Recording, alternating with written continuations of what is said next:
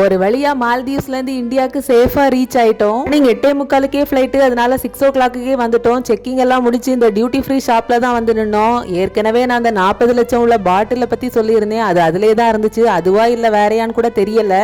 இந்த jewellery items எல்லாம் எப்படியும் வாங்க மாட்டேன், சும்மா தான் பார்த்துட்டு இருந்தேன். ரொம்பவே பார்க்கறதுக்கே கண்குளிரா காட்சியா இருந்து ரொம்ப அழகா இருந்துச்சு. அப்புறம் சாக்லேட் எல்லாம் ஜெட்டு விலையா இருந்துச்சு.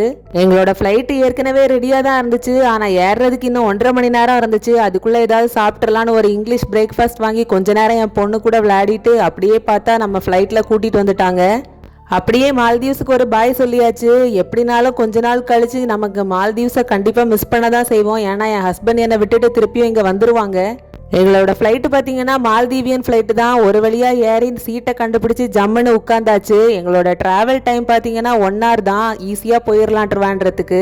ஃப்ளைட்டும் டேக் ஆஃப் ஆயாச்சு. ஃபுட்டெல்லாம் என்ன தந்தாங்கன்னு உள்ள டீட்டெயில்ஸை நெக்ஸ்ட் வீடியோவில் சொல்கிறேன்.